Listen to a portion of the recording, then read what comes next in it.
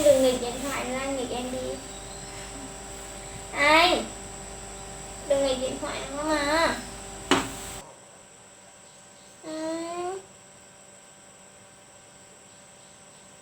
Hi, xin chào tất cả các bạn. Chào mừng các bạn đã đến với kênh YouTube của mình nha. Mình là Thanh đây. Thì các bạn ơi, hôm nay mình lại tiếp tục làm một cái màn chôn thử thách các bạn ạ. Mình sẽ thực hiện màn chôn đó là đây. Có một bạn comment cho mình là thử không nói chuyện với người yêu.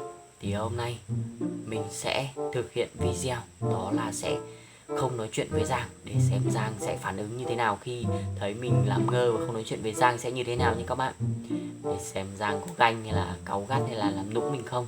Nếu các bạn thấy video này của mình hay, hãy cho mình một like, một chia sẻ và một đăng ký kênh nha. Và đừng quên comment thật là nhiều ý tưởng hay hơn nữa để mình thực hiện nha các bạn. Giang thì đang ở ngoài nhà chơi các bạn ạ. Mình thì đang ở trong phòng trốn sang đây để chào các bạn và đặt máy quay. Và bây giờ mình sẽ đi đặt máy quay và nằm chơi được các bạn ạ. Ok các bạn ơi, mình đã đặt xong góc quay nha. Bây giờ mình sẽ nằm đây chơi thôi. Giang kiểu gì thấy mình ở trong phòng của mình này cũng nghi ngờ cái gì sẽ đi vào đây chơi thôi mà. Bây giờ hôm nay mình nằm chơi thôi các bạn ạ. Lấy cái điện thoại bấm chơi làm ngơ.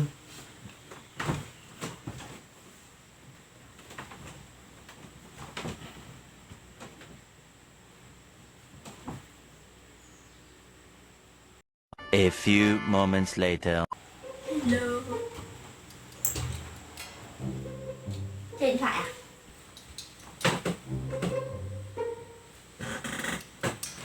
Nay đâu à?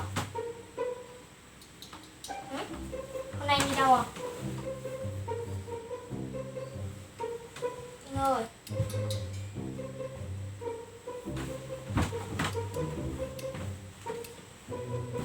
Gần đây nào.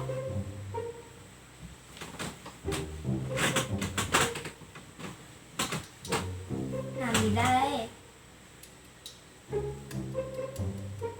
Thì anh có đi đâu không?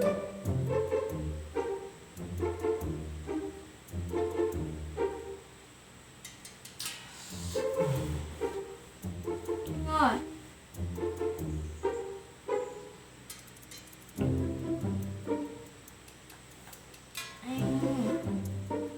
Em bảo. Em bảo này.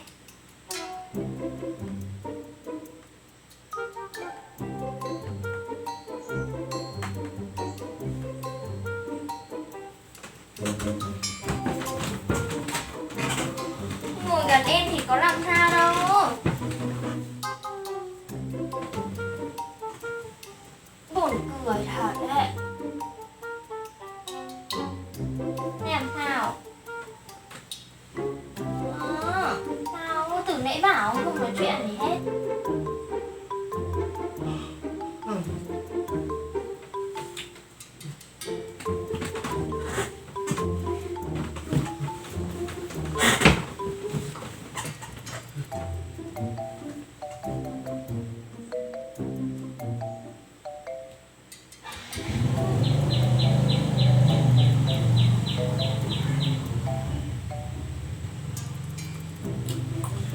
Nói câu gì với em đi.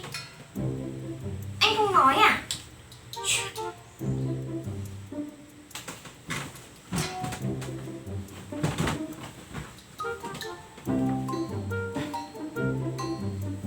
Anh cứ trốn tránh em làm gì? Em ở đây này. Vứt cái điện thoại này đi. Em ở đây cơ mà. Em đây này. Bỏ người ngồi đi. Không.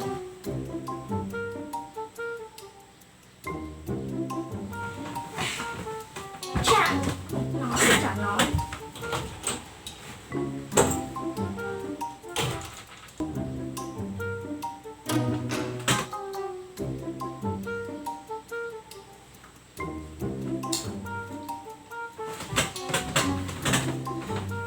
Giang làm giận đi ra ngoài các bạn ơi.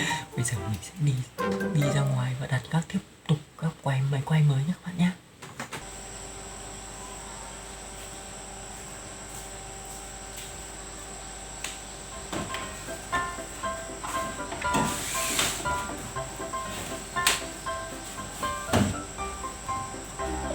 Ngồi làm không được à, phải đâu đấy.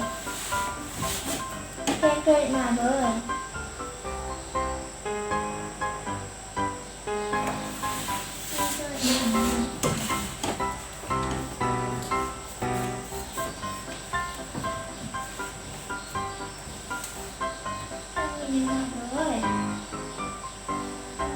Anh.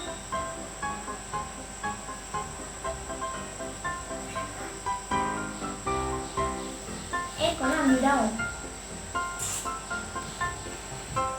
Mà anh cứ như kiểu giận em ấy. Em chả làm gì để cho anh giận cả, để cho anh không nói cả. Hay ai làm gì anh? Ai đánh anh?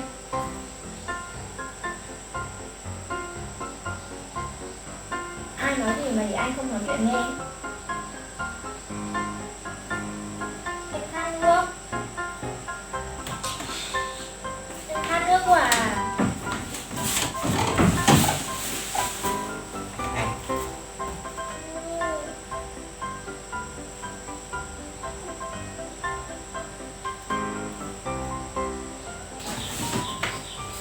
Anh đừng nghịch điện thoại nữa, anh nghịch em đi. Anh đừng nghịch điện thoại nữa, anh nghịch em đi. Anh đừng nghịch điện thoại nữa mà.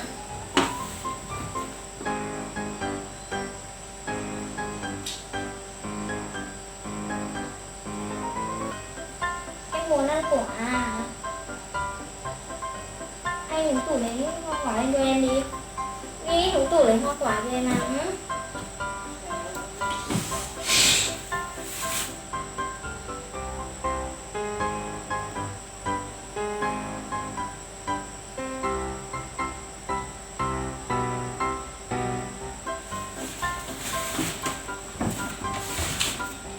Anh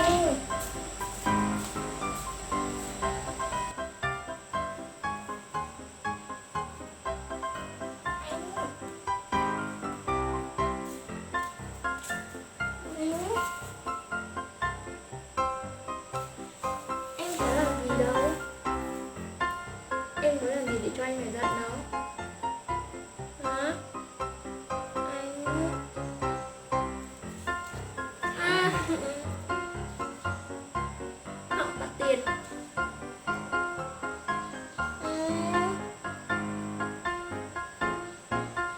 Em không nữa.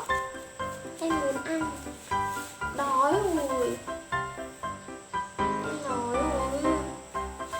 Anh đói. Đói lắm rồi. Đói lắm.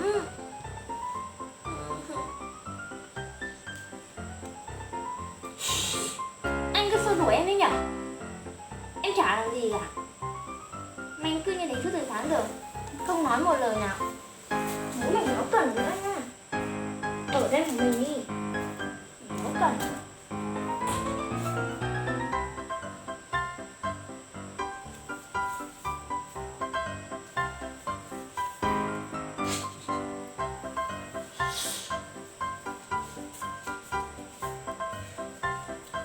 Sáng rồi thật rồi các bạn ạ. Bây giờ mình cầm mũi quay vào mình để xem phản ứng của Giang sẽ như thế nào khi mình thấy thì mình chôn thì các bạn nhá. Làm gì ấy? Làm gì ấy? Chả làm gì cả, đi ra ngoài đi. Dỗi anh thật à? Đi ra. Ném mình ngang thế. Không thèm mà nữa, đi ra đi, từ sáng giờ nói chuyện thì không nói. Đi ra. Thèm. Buồn cười thật đấy. Trời gì không được. Anh đang làm cái video chôn không thèm nói chuyện với em để xem em phản ứng thế nào. Hóa ra lúc như này à? Không. Thế không có anh nói chuyện với có buồn không? Ừ? Buồn không? Anh đi ra ngoài đi. Thế không có anh nói chuyện với có buồn không? Không nói chuyện thì chả buồn. Thế không có anh có buồn không? Chả buồn. À, Sáng giờ đến bây giờ rồi chả nói chuyện gì cả. thế là anh biết rồi. Không có anh là không sống được cái gì. Đúng không? Ừ? Đúng không? Không. Phét. Nghiện này còn ngại nói điêu. Đi ra đi. Thôi chào các bạn, ông anh ngủ rồi. Đi ra. Ý các bạn ơi, đây là Giang sẽ làm nũng và nhõng nhẽo mình khi mình không nói chuyện với Giang. Bây giờ mình sẽ dừng video này tại đây. Mình mong các bạn sẽ comment thật là nhiều ý tưởng hay hơn nữa để mình thực hiện nha. Cảm ơn các bạn rất là nhiều. Bye bye và hẹn gặp lại.